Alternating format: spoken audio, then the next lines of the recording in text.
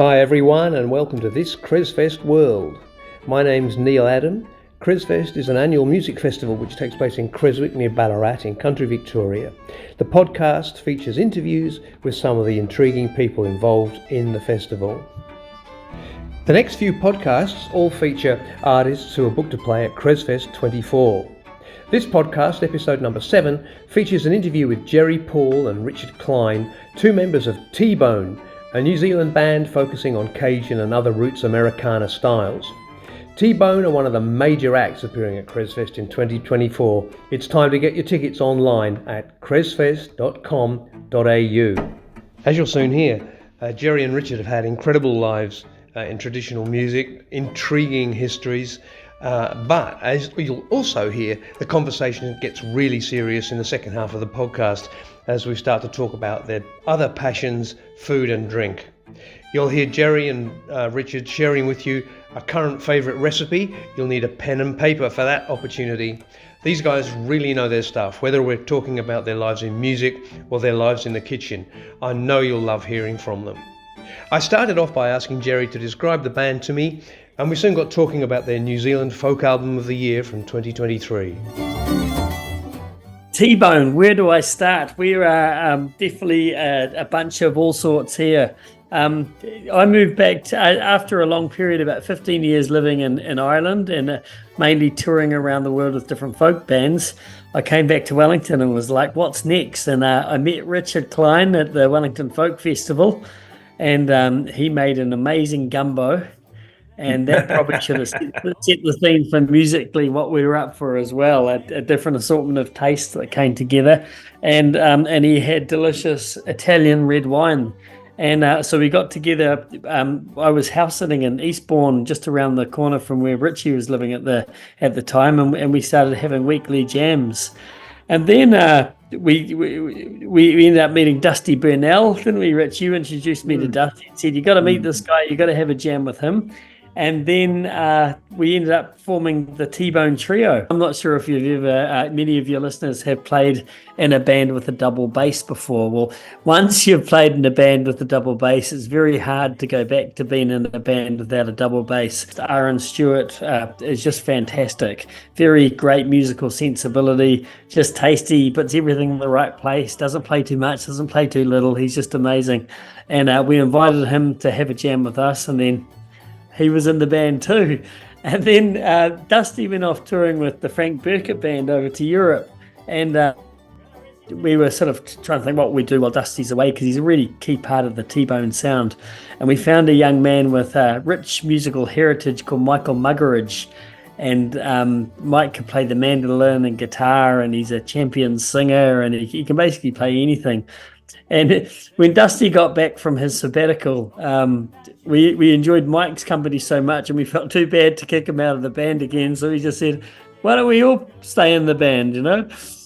So that was kind of an interesting process, working basically from a 3-piece to a 5-piece, and that's how it stayed. Yeah, so we have great fun together. We really enjoy playing music, and we enjoy food and wine as well. So what better combination? That's a great combination, Gerry. Yeah.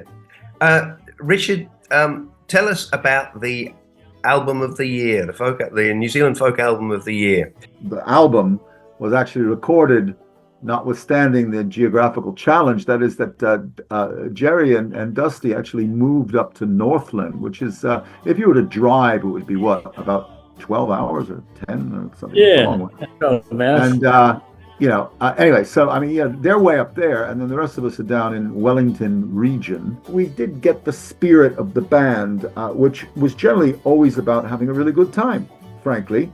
A lot of times our practices, when I lived in Wellington, I had a little flat up in Brooklyn.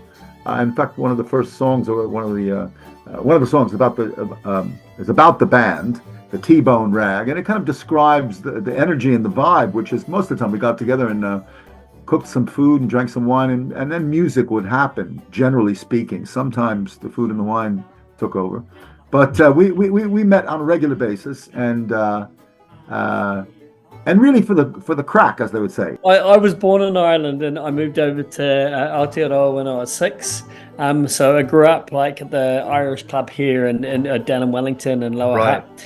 my mum's a beautiful trad singer, so I grew up backing her on the guitar and learning some of the nuances of the trad music and the repertoire. So then as soon as I turned 18, I was back to Dublin, landed into playing about 10 gigs a week in Temple Bar, as much free drink as you could have, learning the 5,000 odd tunes you probably need to be a trad guitarist backer. Yeah. And then then I met Alan Doherty, who's my best mate and an amazing flute player, and we formed the band Grada. And with that band, we were very lucky. We toured through Australia 4 times and played a lot of the great festivals around Oz. But we did about 1,500 shows and played music in 30 countries. And it was just amazing being able to travel the world and doing what you love, really. Through that process, we ended up playing a lot at festivals around America. And nearly every bluegrass festival or performing arts centre would have their honorary Irish band or an Irish group as part of it. I mean, the music have a lot of ties, and bluegrass music and old time music, you can hear the links back to Ireland and Scotland as well. Yeah. And actually through those playing around, met the wonderful Tim O'Brien, which is when I first met yourself and Judy. Yeah, and so I was very lucky to play on a few of Tim's albums, and he also produced a Grada one. But back in Ireland, after Grada finished, and sort of during its last couple of years when we were, kind of tapering it down a little bit, I was very lucky to meet who'd been one of my childhood heroes, Sharon Shannon.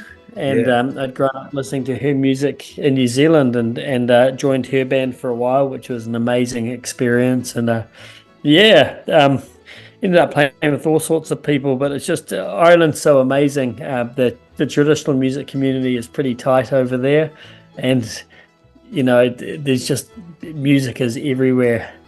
And it's one thing I really miss, actually. I love living in New Zealand, and I'm proud to be half Irish, half Kiwi. But I miss going into a pub and just hearing music break out, and could be some of the best known musicians in the country that will be there jamming. And there's something amazing about that. Which is exactly the experience that we had. We've spent the last fortnight in Edinburgh and around there, where my family is from, and where my sort of musical. I don't know, where I learnt my musical chops, a bit in the same way you're talking about arriving in Dublin. And, you can go to 2 or 3 sessions any night of the week in Edinburgh at the moment. I know it wanes and it, flourishes. And it's absolutely flourishing at the moment. And with the really good friends that we have there, there'd be all kinds of conversations in the afternoon about whose session we were going to go to, and off we would go. Just played some fantastic spontaneous music in bars. It's amazing. And the other thing I love about it is it mixes demographics. You go into a session and there's the 18 or the 15-year-olds that are playing with ferocity and speed, Exactly.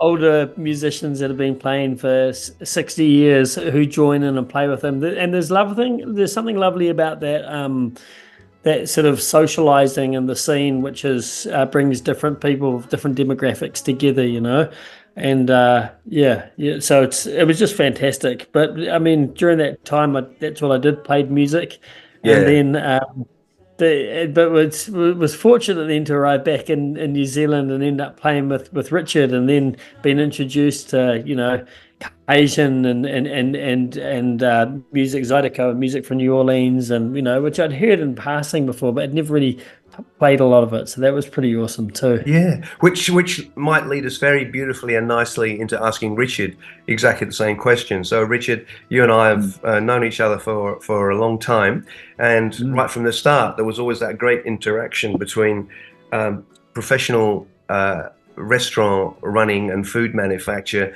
and that incredible background. Yeah, once upon a time I was American. That's no longer the case, except I still have the accent, apparently. I have only one blue passport, and that says New Zealand, Aotearoa, New Zealand. Anyway, I was born and raised on the east coast of the States, and in a very definitely non-musical family, but somehow, at least at the time, 70s, when you were, at school, well, 60s and the 70s, actually, from elementary school, they forced you to play an instrument. I guess they just had to have a band and an orchestra at school. So you had to play an instrument. So I started on the double bass and I loathed it. I hated it. I think possibly because I'm really bad at maths. And most of the time we were counting, rests, like 40 measure rests. So at some point I rebelled, broke away, and I said, I want to play the fiddle. Now, why? I really don't know. I think I just heard fiddle music, whatever.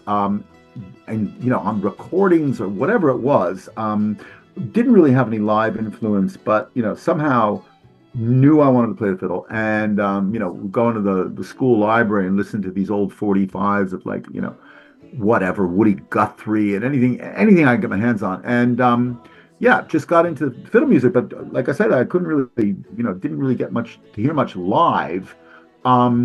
But anyway, when I was around 16 years old, I met a fellow who became a great influence on me. And he lives in France. His name's Andy Arleo, and he was from the same place I was. And he was the first person I met who could play a fiddle tune from start to finish. And I was about 16 or something, 17 maybe. He was 20. He'd gone off to France and married a French girl. And anyway, came back to visit his mother. And he had a profound influence on me. And so fast forward a bit, in 1977, when I was just before my 20th birthday, I took off to travel the world with my fiddle. Now, I had worked for a number of years to save money. I was a printer, and I'd saved quite a bit of money for the time and my age. And the first place I went to was Cape Breton Island. And then after 6 months there, I crossed over to the UK. And then I went to Ireland, and I showed up in Ireland in the middle of the winter. They thought I was completely mad, and of course I probably was. Showing up in the middle of the winter in County Clare, it was freezing, with this fiddle under my arm and no place to stay. And I had some amazing adventures, and I got to, hang out with the locals. And of course, music is the greatest passport in the world, So I traveled at the length and breadth of Ireland and the British Isles, pretty much everywhere. I went to the Outer Hebrides, the Inner Hebrides, up to Orkney, to Shetland, all over the place, and I had some extraordinary encounters. And I taped a lot of this stuff. I taped all the time on this crazy little Sony, handheld cassette player. And I still have these tapes, and I got them digitized. And I realize now that it's quite a legacy. I really haven't listened to them in a long time, and I've forgotten so many more tunes than I ever learned. But anyway, the fiddle music was the driving thing. And then at one point, to be honest, actually, before I left the States, I heard someone sing with the fiddle, and that was the epiphany. And that someone was none other than Mike Seeger. And it was a folk festival, and I was maybe like 18 years old, and I heard Mike Seeger and Tracy Schwartz from the New Lost City Ramblers play this music I never heard of, and it was Cajun music, and there was two fiddles and two voices, and I said, that's it. That's what I want to do when I grow up. I've never grown up, but I've learned a few Cajun songs along the way.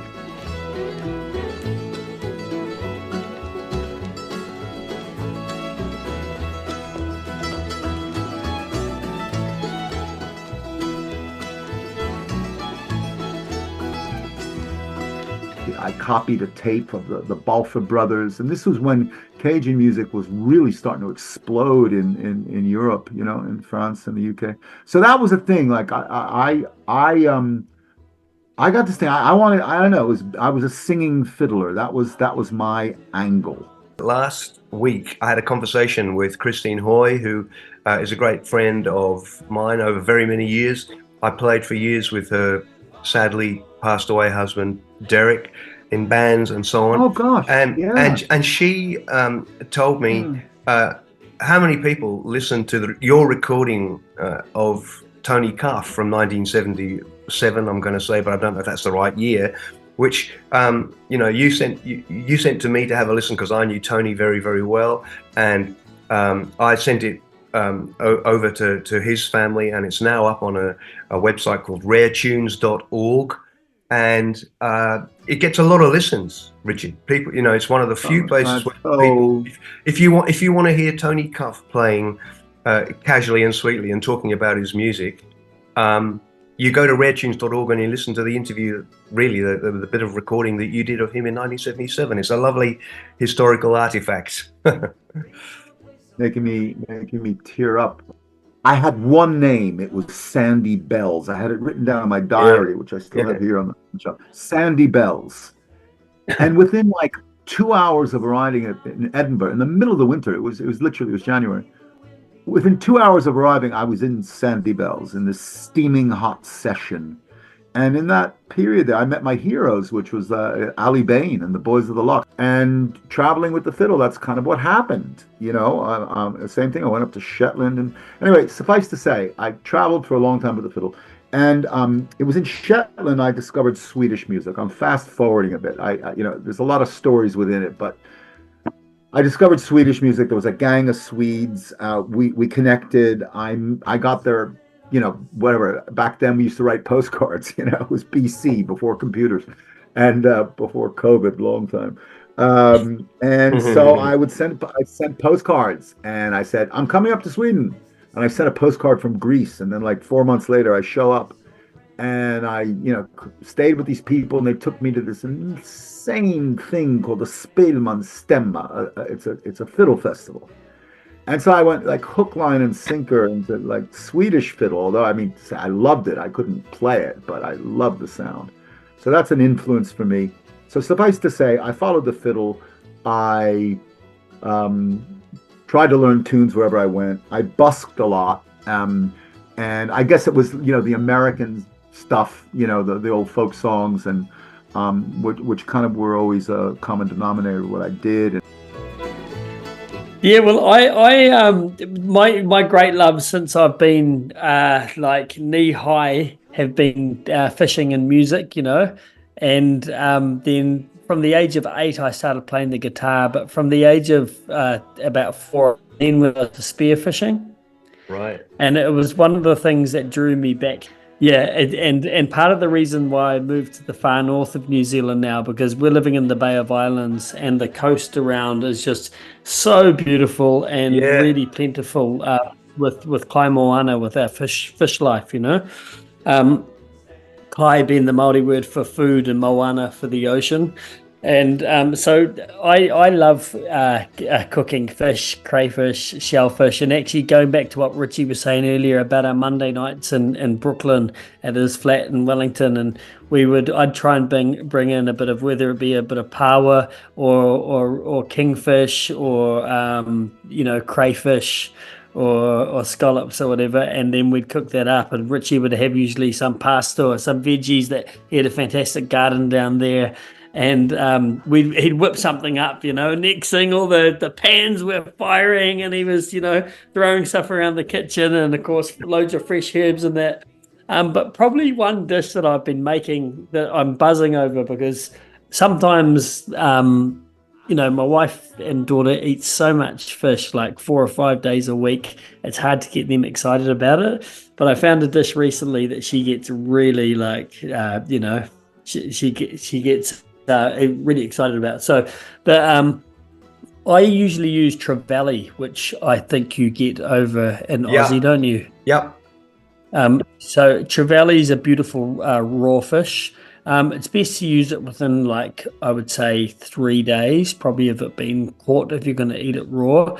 But what I do is I chop up the trevally fairly finely, like at about maybe inch long sections, and anything to sort of half an inch or a little bit less. And I cut up maybe half of a fish or a good bit of a fish, and then it's basically like ceviche. I put it into a bit of orange juice, a bit of caster sugar, and red onion, and I put that aside and let it marinate for maybe 20 to 30 minutes, depending on the thickness of the fish and how well whoever I'm cooking it for likes it cooked, and then. What we've been doing is, meanwhile, make a bed of kind of not quite a guacamole, but a mashed avocado bed. And you can, chuck in a bit of lemon juice, salt and pepper, a few chili flakes and that, and put it on a big plate and basically spread the avocado out. And then once you've done like 20 minutes of the fish cooking, pour off the juice, and then spread the raw fish over the avocado.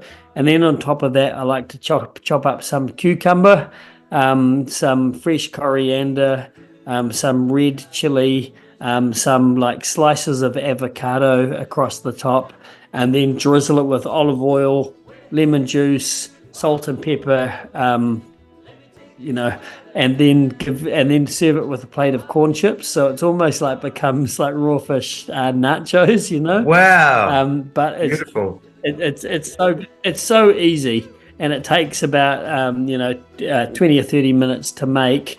And everyone, like, even we had it for Christmas Day this year because I managed to shoot a picture of Valley when I was down in Wellington at Kapiti Island. Oh, I was in the wrong place on Christmas Day, Gerry. I was in the wrong place on Christmas Day. And Richard, with the 5 minutes that we've got left, can you talk us through a bit of a recipe? I'll talk to you a recipe with a very quick wine note. Okay, so the recipe is right now. I'm overflowing with zucchini, as many people, anybody who's got a garden and plants at least one zucchini plant, you have way too much. So I came up with this idea of like basically making a pasta sauce using your excess zucchini. And it's very simple. You just use an abundant amount of olive oil in a pan. You cut the zucchini in chunks. I often scoop out the seeds if they're a bit larger because you just don't want those seeds in there. So you just, anyway, chunks of zucchini. I would start with some leek or scallion or shallot first. And then I would put in the zucchini and just keep tossing it in a pan. At which point, once it's starting to get soft-ish, I would add some water and let it soften up. And then I throw in a good few handfuls. If say we start with 4 zucchini, medium size, I would use 2 good handfuls of basil leaves ripped up. Don't really cook the basil down. It's just like you turn it off, turn the fire off, throw in the basil leaves. Then you get a stick blender or a food processor, and you just basically liquidize it, puree it as it were. Or you can put it through a mouli if you want. And you throw in a couple handfuls of grated Parmigiano or Pecorino cheese. A little bit of salt and pepper if you want, but it's really the basil that comes through. This makes a crema, which is just gorgeous. All you have to do is put it in a pan, cook whatever favorite pasta is, and toss it in it. A little bit of grated cheese on top and some more basil, and it just turns this quite banal zucchini into something lovely. Wine match. Suave. However, we'll go for the varietal. It's called Garganega. That's the grape. The wine typically made of it is called Suave. It's actually one of the oldest white wine varietals of Italy, and it's led to many other grape varietals. It's a really interesting white wine. I won't say a brand, but just go for the varietal. Suave Garganega. With vegetables really works. Also works with fish. There you have it. Bon appetit. Absolutely perfect, Richard. Absolutely perfect. Thank you so much for your time, both of you. That's been lovely talking to you, and obviously can't wait to catch up. Looking forward to it so much. We can't wait to get to CresFest and just to jam with the other artists there. Here we're staying somewhere in the middle of town, close to all the venues. So we'll be the guys at the end of the night, and they'll be kicking us out. We'll be learning tunes off some. Look, I can think of the venue for you. There's a place in the middle of town called Lever's Hotel, the Odessa Bar. And that is the place where when everything else stops, it kicks on. Oh, awesome. Well, that's what we get off on anyway at festivals. And yeah, can't wait to get over to Oz. It's going to be a real highlight of 2024. I've got that feeling.